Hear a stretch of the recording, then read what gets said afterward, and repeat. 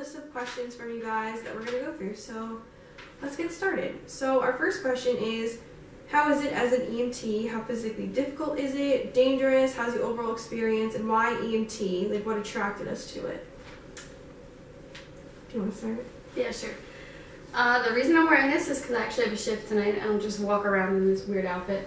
Being an EMT is actually really fun. We get like a lot of exposure to a lot of different things, and it's cool because we work in a pre-hospital environment, so we get to see what no hospital provider gets to see.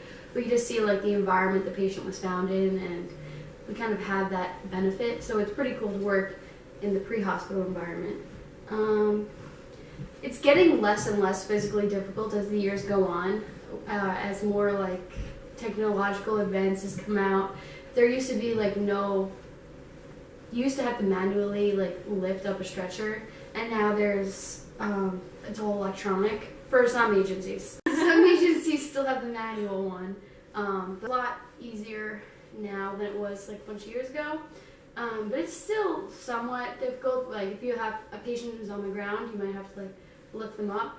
But you don't have to really do anything by yourself. You're usually with a crew. So you're all working as a team, so it makes it a lot easier. And if you're ever physically unable to pick up a patient, you can always call for help, and more people will come to help you lift a patient, because we have patients sometimes that are 600 pounds, and obviously 2 people alone can't lift that amount of weight. So, Danger. Oh, danger. So it depends on what agency you work for and what area your agency covers, what kind of district it is.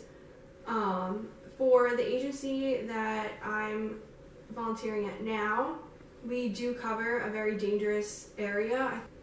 So yeah, it definitely can be very dangerous. It's different from working in a hospital, because a hospital is more of a controlled setting where you have no idea what you're walking into, and that's where scene safety is really important, and we got a lot more training on that at my agency before we could start riding, because even as a trainee, even though I'm in my first phase, so I really can't do much of anything other than taking vitals and observing, I still need to be aware and need to know how to handle these types of situations, because my own safety is at risk when I go into these homes. So I want to say something. Okay. None of the agencies that I work at are particularly in like super dangerous areas, but danger can be found anywhere, so you always have to be aware of like your surroundings. You always have to be aware of the people you're dealing with. And one of the agencies that I'm at actually just got bulletproof vests on the ambulance. We have them on hangers in one of the doors of the ambulance, so that's something that's pretty cool. Another thing that for any agency can be really dangerous is going to car accidents, because you can be in the middle of the highway and have to stop your vehicle and get out of your car, get out of the ambulance and walk on the highway. So you really have to be aware of your surroundings. You have to wear traffic safety vests. You have to make sure you're blocking off as much traffic as possible. So that's probably one of the most dangerous parts of being an EMT, is stopping on the side of roads for car accidents. A lot of people have gotten hit by cars in the past. So you just have to be really aware of your surroundings and make sure that you're paying attention to the cars around you. Also, for my agency, a big concern or safety concern is actually meth labs. Good. We have a lot of those, and you have to be aware of explosions. They're actually like, I had no idea about this till I went to the safety training, that if you see a water bottle with about this much of liquid in it, clear liquid with little particles floating around, those are actually like meth shaker bottles, and they're highly explosive, so if you knock it over, it can explode, and you have pieces of plastic just going everywhere. So that's another thing that you really have to be worried about. Yeah. Another thing is with overdoses.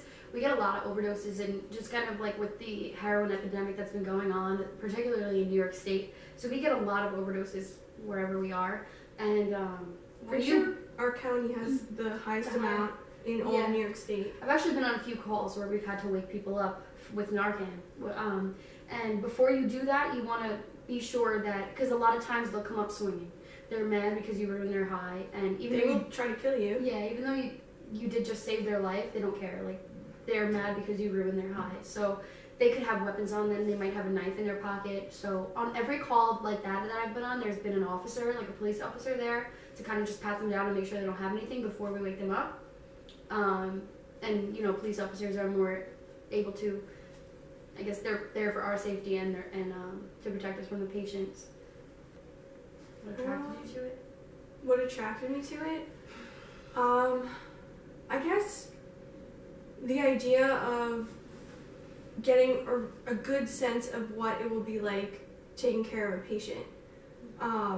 There are a lot of, you can go and volunteer in a hospital, and that's a great thing to do. I'm not trying to knock it at all, but chances are it's going to be observing, or it might even be nothing to do with patients. You might just be greeting people at the front desk. I know people who have done that before, and well, you are volunteering, you're helping the hospital, you're not really helping yourself and getting valuable experience to let you in on the realities of healthcare. And being an EMT during that call, once you're cleared, you're in charge of that person's care. You're in charge of making sure that they are alive and well, hopefully, as much as you can within your scope, when they get to the hospital. And I mean, to get that experience in undergrad, I think that's the best taste of healthcare. Mm-hmm. Yeah, definitely.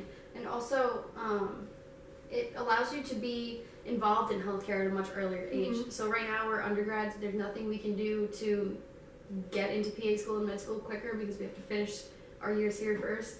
And I think I don't know across different states, but in New York State it's 18. You have to be 18 to become an EMT. So you can be involved in healthcare as early as 18 and then get your kind of healthcare itch at least somewhat settled before waiting 4 or 5 years to get into PA school or med school.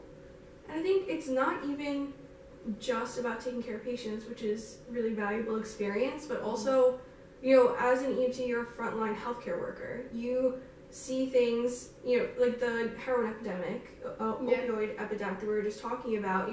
That's something that maybe you'd read a statistic about. I don't know, maybe you wouldn't. If you weren't an EMT, and because you are an EMT, you're seeing it firsthand. You see the reality of what healthcare is, which a lot of it isn't just taking care of patients. You also learn a lot about paperwork and documentation. The importance of it. Your patient assessment is actually the same across all levels of healthcare. So from EMT to doctor, they do the same general, airway, breathing, circulation. They do the same type of trauma assessment. Of course, the interventions are different, but the same type of assessment and the way you approach, the way you approach communicating with the patient and figuring out what's wrong with them, it's all the same. So it's really good to get to know exactly how to do that and have that upper hand when you get into PA school or med school or nurse practitioner school or whatever that you're going into. Also about the communicating with the patient, when you're fresh out of EMT school, and this is actually any PA school, nursing school, medical school, anything with healthcare, you learn so much and you do, simulation activities with your classmates, but you don't actually talk to a patient. And that, when you finally start riding or start working in the hospital, whatever you're doing, there's this period of awkwardness where you have no idea how to talk to a patient in real life and how to formulate a patient assessment that isn't by the book, because that's not real life. That they give you that as a base to go off of. And also, you're afraid to touch the patient at first. You're like, am I allowed to do this? It's weird. It's really weird just to go up to random strangers and touch them. Yeah. So, a lot of, if you're going to med school or PA school or whatever school, everyone else is going to have that period of awkwardness, but you've kind of already broken yourself into it, so you're going to be much more comfortable. Yeah, definitely. So the next question was just kind of, it wasn't really a question, it was more of I'm kind of confused with CASPO, and me too. I have somewhat, a little bit of knowledge about it. I'll try to help as much as I can, but I'm not going to be as useful as somebody who's already gone through the process. But that's the purpose of our mentoring, so you can follow us through the process. So I'm still learning a lot about it. I actually have a meeting tomorrow afternoon with an advisor at my school to try to learn more about it. So maybe this video would have been more useful if we made it tomorrow. Sorry. You can make a separate video about it, though. Yeah, I'll do that.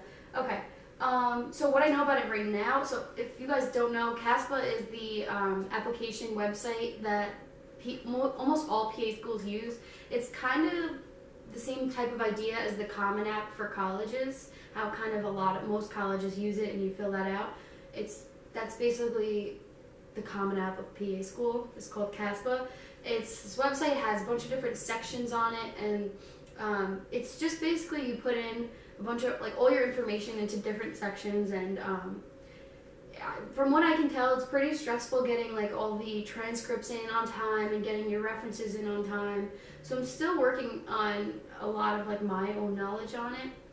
I wish I could be more helpful with this, but I actually did make a post about it a few months ago. So if you go down and like scroll down, I actually went through all the sections that are on CASPA, so that post might help you out a little bit. I don't remember them off the top of my head, but that post is still up there if you guys want to take a look at it. And then as I learn more about it, I'll make another video kind of just answering more specific questions and just letting you know what I've learned about it.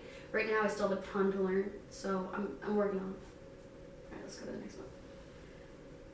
How can you okay, so the next question was, how can you manage your me time with school and work? You want to start? Scheduling. Schedule everything out. I always come up with templates for schedules because I am involved with a lot in school. I have a ton of work that needs to get done. I feel like I'm somehow always in class.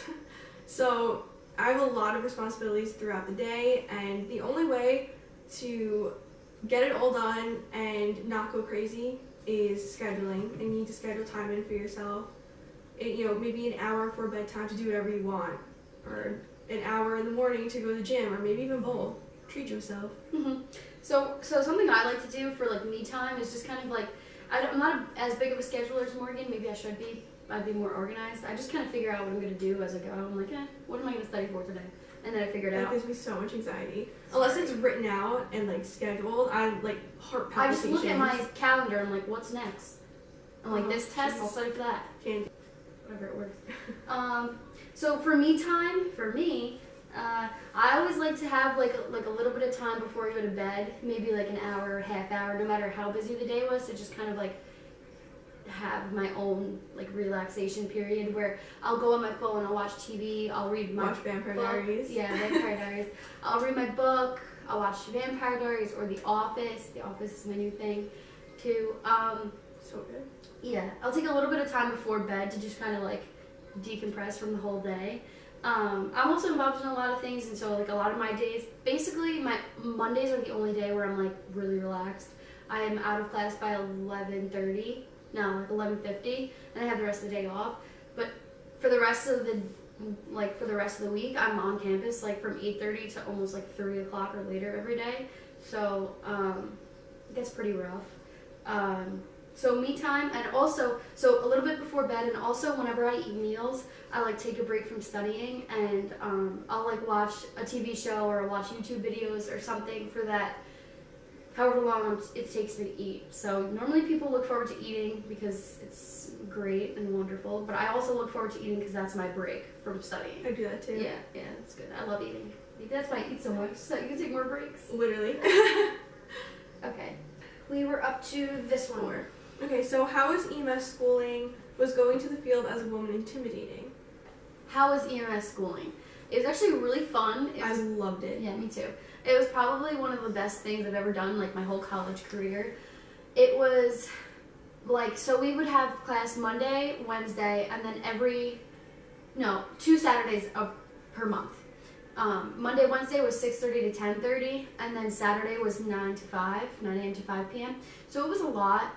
But it really wasn't bad because it's stuff that, like, if you're interested in medicine, you want to learn about, like, and it just comes more naturally to you than learning about, like, let's just say physics or organic chemistry. It didn't really feel like a class. It just felt like it wasn't hard. It took work. Don't get me wrong. It's not like a cakewalk, but it took work, but it wasn't like difficult to grasp, and it was so much fun. We made so many friends. We took it together. It was honestly just such a fun class.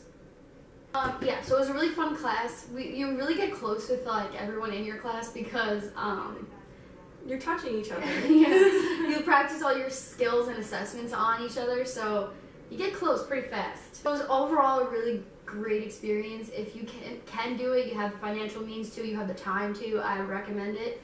It's amazing. It was a lot of fun, and I learned so much from it.